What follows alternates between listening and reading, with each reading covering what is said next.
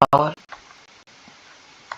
আমার প্রিয় ছাত্রছাত্রীরা, আজকে আমি তোমাদের কাছে যে বিষয়টি নিয়ে এসেছি সেটি হলো উচ্চ মাধ্যমিকের 2026-এর সাজেশন, লাস্ট মিনিট সাজেশন বলতে পারো তোমরা। তো আমি তোমাদেরকে প্রাকৃতিক ভূগোল, জিওগ্রাফির 4th সেমিস্টারের প্রাকৃতিক ভূগোলের যে চ্যাপ্টারগুলি তোমাদের এবার রয়েছে সেই সমস্ত চ্যাপ্টারগুলি থেকে সম্ভাব্য যে কোয়েশ্চেন বা সাজেশন হতে পারে তোমাদের, সেই ধরনের কিছু কোয়েশ্চেন তোমাদের সামনে নিয়ে এসেছি। আশা করি তোমরা যদি এগুলি ফলো করো তাহলে তোমরা তোমাদের কাঙ্ক্ষিত যে নম্বর সেটি পেতে পারো। তো সেক্ষেত্রে আমি প্রত্যেকটি তোমাদের যে চ্যাপ্টার রয়েছে প্রাকৃতিক ভূগোলের 4th সেমিস্টারের জিওগ্রাফির, সেই চ্যাপ্টারগুলি থেকে প্রত্যেকটি থেকে কিছু সাজেস্টিভ কোয়েশ্চেন অ্যান্সার, এই কোয়েশ্চেন আমি তোমাদের সামনে তুলে ধরছি, যার পিডিএফ লিঙ্ক তোমাদের ভিডিওর নিচে দেওয়া থাকবে, তোমরা সেটি ডাউনলোড করতে পারো। তো চলো আসা যাক আমাদের প্রাকৃতিক ভূগোলের যে সাজেশন সেই সাজেশনের উপরে। তো প্রথম অধ্যায় তোমাদের যেটা রয়েছে ভূগাঠনিক বিদ্যা, সেখান থেকে তোমাদের সমুদ্র তলদেশের সম্প্রসারণের বিস্তৃতিজনিত যে প্রমাণ, সেই প্রমাণগুলি আসার যথেষ্ট সম্ভাবনা রয়েছে। চিত্রসহ অভিসারী এবং প্রতিসারী পাত সীমানা বরাবর যে সমস্ত ভূমিরূপগুলো আছে, চিত্রসহ তোমরা এটা খুব ভালো করে রিভাইজ করবে এবং এই কোশ্চেনটি আসার তোমাদের যথেষ্ট সম্ভাবনা আছে, হয় অভিসারী বা প্রতিসারী যে কোনো একটির মধ্যে কিন্তু তোমাদের আসতে পারে, এবং সেটিও কিন্তু চিত্র সহকারে। নেক্সট, বৃত্তচাপীয় দ্বীপমালা, হ্যাঁ, এবং এটি সৃষ্টির কারণ এবং এর ক্যারেক্টারিস্টিক্স বা বৈশিষ্ট্য খুব ভালো করে দেখে যেও। আমি কোনো কোয়েশ্চেন প্যাটার্ন হিসাবে তোমাদেরকে এখানে ইলাবোরেশন মানে কোয়েশ্চেনগুলো দিইনি, আমি তোমাদেরকে টপিক ওয়াইজ তোমাদেরকে কিছু সাজেস্টিভ কোয়েশ্চেন দিয়েছি, যাতে কোয়েশ্চেন যেমনই ঘুরিয়ে আসুক তোমরা যাতে সেই অ্যান্সার লিখে আসতে পারো, সেই উদ্দেশ্যেই কোনো মার্কস ডিভিশন খুব ছাড়াই, খুব বেশি মার্কস ডিভিশন এখানে আমি করিনি। টপিকগুলোকে, যে টপিকগুলো তোমরা পড়ে যাবে সেই টপিকগুলোকেই কিন্তু আমি এখানে তোমাদেরকে এই ভিডিওতে বলছি। অতএব এগুলি তোমরা ফলো করলে আশা করি তোমরা তোমাদের কাঙ্ক্ষিত নম্বর পেতে পারো। টিকার মধ্যে টিকা টাইপের কোয়েশ্চেন বেসিক্যালি নয়, তোমরা এগুলো ফলো করে যাবে, সেটা 2 মার্কস 3 মার্কসও আসতে পারে। তো সেই বিষয়টা ভেবে আমি এই কোয়েশ্চেনগুলো করেছি তোমাদের। তো মধ্য সামুদ্রিক শৈলশিরা বা মিড ওশেনিক যে রিজ, সেটা কিন্তু খুব ইম্পর্টেন্ট তোমাদের। ত্রিপাত সীমানা চিত্রসহ একটু দেখে যেও। পুরা চুম্বকত্ব, প্যালিওম্যাগনেটিজম, এটাও ভালো করে দেখবে। আর সমুদ্রবক্ষের বিস্তৃতির অন্যতম কারণ হিসাবে পুরা চুম্বকত্ব, এই বিষয়টা কিন্তু খুবই ইম্পর্টেন্ট। সমুদ্রবক্ষের বিস্তৃতিকে পুরা চুম্বকত্ব দিয়ে কিভাবে প্রমাণ করা যায়, খুব ভালো করে এই কোশ্চেনটা দেখে যাবে তোমরা। সেকেন্ড চ্যাপ্টার থেকে এবার চলে আসি। সেকেন্ড চ্যাপ্টার থেকে তোমরা সমুদ্র তরঙ্গের ক্ষয়কার্য এবং সঞ্চয় কার্যের ফলে যে ভূমিরূপগুলি তৈরি হয় সেগুলি চিত্রসহ খুব ভালো করে দেখে যেও। মরু অঞ্চলের জলধারা এবং বায়ুর মিলিত সঞ্চয় কার্যের ফলে যে সমস্ত ভূমিরূপগুলো তৈরি হয় সেগুলো চিত্রসহ দেখে যাবে। হিমবাহের আর জলধারার মিলিত সঞ্চয় কার্যের ফলে যে ভূমিরূপগুলো সৃষ্টি হয় সেগুলো একটু দেখে যেও।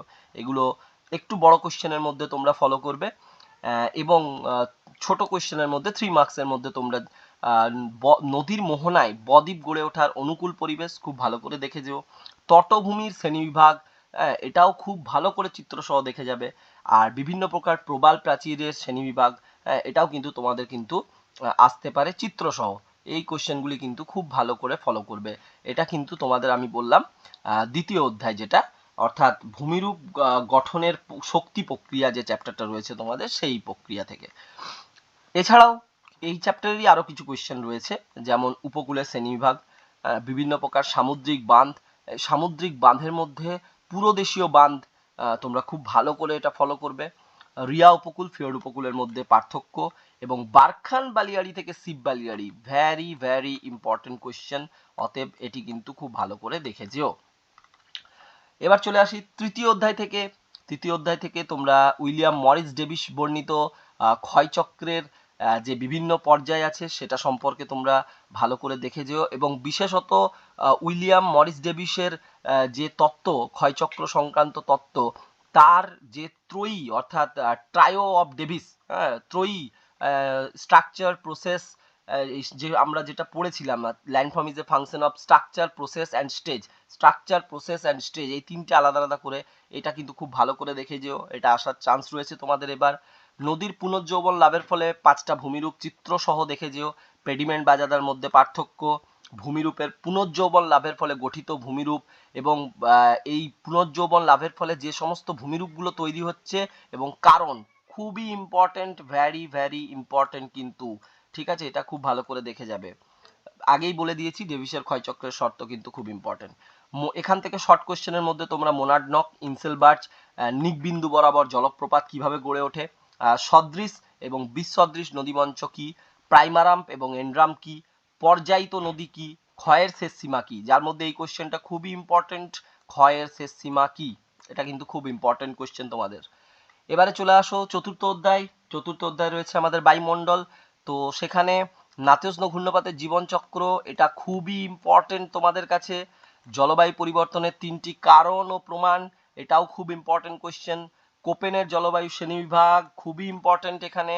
আর সব থেকে যেটা বায়ুমণ্ডল থেকে এবার সব থেকে বেশি ইম্পর্টেন্ট মনে হচ্ছে, সেটা হচ্ছে মৌসুমী জলবায়ুর উপর জেট বায়ুর প্রভাব, এটা কিন্তু খুব ভালো করে করে যাবে। ত্রিকোষীয় মডেল, তোমাদের যে ফেরেল কোষ, হেডলি কোষ এবং মেরু কোষ রয়েছে, সেটি কিন্তু খুব ইম্পর্টেন্ট কোয়েশ্চেন। ফন্টোজেনেসিস এবং ফন্টোলাইসিস শর্ট কোয়েশ্চেনের সঙ্গে খুবই ইম্পর্টেন্ট, মানে বড় কোয়েশ্চেনের সাথে যদি কোনো টুকরো কোয়েশ্চেন থেকে থাকে তাহলে এটা কিন্তু খুব ইম্পর্টেন্ট। এবার চলে আসো এখান থেকে শর্ট কোয়েশ্চেনের জন্য রসবি ওয়েব, এটা খুব ইম্পর্টেন্ট। ঘূর্ণপাতের চক্ষু মানে আই অফ দি সাইক্লোন, আবহবিদ্যা এবং জলবায়ুবিদ্যার মধ্যে পার্থক্য, index cycle of jet stream মানে জেট স্ট্রিমের জীবনচক্র, ইএনএসও, এলনিনো সাউদার্ন অসিলেশন, কোপেনের জলবায়ু শ্রেণীবিভাগ তো তোমরা পড়ছোই, ওখান থেকে এএফ আর এ ডাব্লিউ জলবায়ুর যে পার্থক্য সেটা এখানে ইম্পর্টেন্ট, কোরাল ব্লিচিং ইম্পর্টেন্ট। আর এই দুটো কোয়েশ্চেন খুব ভালো করে দেখে যাবে, কিয়োটো প্রোটোকল এবং মন্ট্রিল প্রোটোকল। আর উষ্ণ সীমান্ত শীতল সীমান্তের মধ্যে পার্থক্য, এই কোয়েশ্চেনগুলো তোমাদের খুব ইম্পর্টেন্ট। নেক্সট আমরা বায়ুমণ্ডল চ্যাপ্টার চলে আসবো। বায়ুমণ্ডল চ্যাপ্টারে সমুদ্র স্রোত সৃষ্টির 5টা কারণ দেখে যেও, প্রশান্ত মহাসাগরীয় স্রোত এবং আটলান্টিক। আশা করা যায় এই দুটো স্রোতেরই ব্যাখ্যা তোমাদের এলে আসতে পারে বড় কোশ্চেনের মধ্যে। খুব ভালো করে এই দুটো একটাও ছেড়ে যাবে না, প্রশান্ত বা আটলান্টিক দুটোর মধ্যেই আসার সম্ভাবনা সব থেকে বেশি কিন্তু প্রশান্ত, অতএব দুটোই দেখে যাবে, কোনোটাই ছাড়বে না, কিন্তু প্রশান্ত মহাসাগরীয়টা আসার সম্ভাবনা কিন্তু অনেক বেশি। নেক্সট এই কোশ্চেনটা খুব বেশি তোমাদের আসতে পারে 3 মার্কসের। জাপান উপকূল ঘন কুয়াশা এবং ঝড়ঝঞ্ঝার সৃষ্টি হওয়ার ভৌগোলিক কারণ, নিউ ফাউন্ডল্যান্ড উপকূল ও গ্র্যান্ড ব্যাংক মৎস্যক্ষেত্রের বিকাশের কারণ। এই কোশ্চেনটা তোমাদের অ্যান্সার মোটামুটি, তোমাদের যেহেতু এগুলো স্রোত নিয়ে, অতএব এই কোশ্চেন দুটোর অ্যান্সার মোটামুটি তোমরা সেমই আছে, তাই এই দুটো কোশ্চেন দুটো আলাদা আলাদা কোশ্চেন হলেও মোটামুটি তোমাদের অ্যান্সার কাছাকাছি যাবে। তো এই দুটো কোশ্চেন একটু ফলো আপ করো।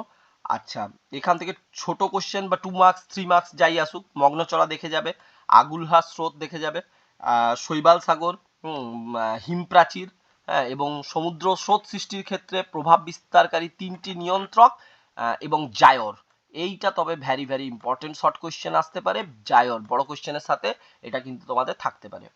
আর লাস্ট আমাদের যে চ্যাপ্টারটা রয়েছে জীবমণ্ডল, এখানের মধ্যে জীববৈচিত্র্য বিনাশের বা অবলুপ্তির কারণ করে যাবে। এক্সিটু ইনসিটু খুব ভালো করে করে যেও, পার্থক্য হিসাবে আসতে পারে।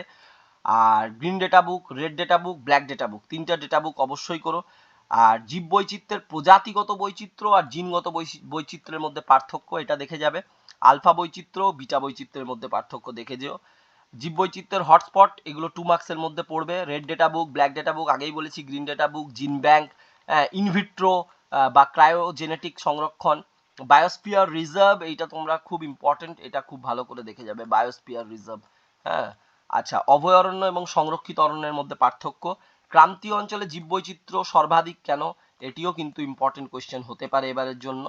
আচ্ছা, নেক্সট আমরা চলে যাব আমাদের জীববৈচিত্র্য সংরক্ষণের 3টি প্রয়োজনীয়তা আর ভারতের হটস্পটগুলোর নাম, জীববৈচিত্র্যের হটস্পটগুলোর নাম, এটাও কিন্তু খুবই ইম্পর্টেন্ট কোয়েশ্চেন। অতএব এইগুলো তোমরা যদি ফলো করো, আশা করি তোমাদের যে এক্সামের যে রেজাল্ট সেটা খুবই ভালো হবে। এগুলো একটু দেখে যেও, এগুলোই রইলো তোমাদের প্রাকৃতিক ভূগোলের জিওগ্রাফির কিছু সাজেস্টিভ কোশ্চেন।